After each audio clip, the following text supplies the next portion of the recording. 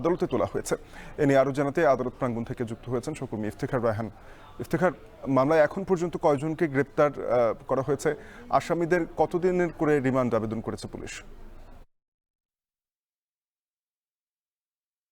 শাফিন, আসলে গাজীপুরে যে সাংবাদিক আসাদুজ্জামান তুহিন হত্যা মামলায় ইতিমধ্যে 7 জনকে গ্রেপ্তার করেছে আইন শৃঙ্খলা বাহিনী। এরপরে তাদেরকে দুদিনের রিমান্ড দেওয়া হয় এবং আজকে মূলত তাদের যে 2 দিনের রিমান্ড, সেই রিমান্ডের শেষ হয়েছে এবং রিমান্ড শেষে তাদেরকে দুপুরে কিছুক্ষণ আগেই তাদেরকে রিমান্ড শেষে আদালতে তোলা হয়েছে এবং এই 7 জন আসামির মধ্যে যে এই ঘটনার যে মূল হোতা কেটু মিজান এবং তার স্ত্রী শেফালী আক্তার ওরফে পারুল আক্তার ওরফে যে গোলাপি সহ মোট 7 জনকে কিন্তু আদালতে তোলা হয়েছে এবং এই আদালতে আহ, আজকে যে 7 জনকে তোলা হয়েছে মূলত তাদের জবানবন্দি দেওয়ার কথা ছিল। তবে 7 জনের মধ্যে একজন অর্থাৎ শাহজালাল নামে এক আসামি, তিনি ম্যাজিস্ট্রেটের উপস্থিতিতে তিনি জবানবন্দি দিতে রাজি হয়েছেন, যে কারণে তাকে চিফ মেট্রোপলিটন ম্যাজিস্ট্রেট আদালতে তোলা হয়েছে এবং বাকি যে 6 আসামি রয়েছে তাদেরকে গারদে রাখা হয়েছে।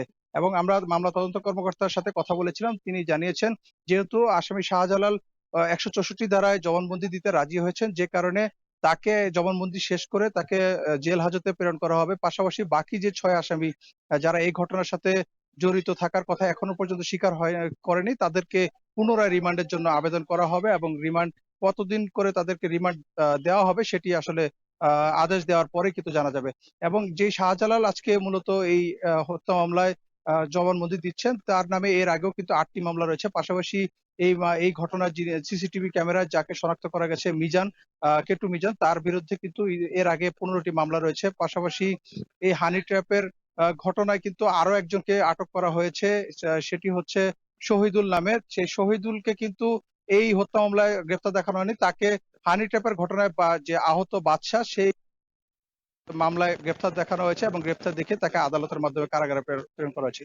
তো বলা যায় যে এখন পর্যন্ত এই মামলার একজন জবানবন্দি আদালতে দিচ্ছেন আজকে। তো এই ছিল আমার কাছে গাজীপুর থেকে সবশেষ তথ্য, শাফিক। গাজীপুরের সাংবাদিক তুহিন হত্যা মামলার আসামিদের আদালতে তোলা হয়েছে, এ নিয়ে সবশেষ অবস্থা জানাচ্ছিলেন ইফতেখার রায়হান।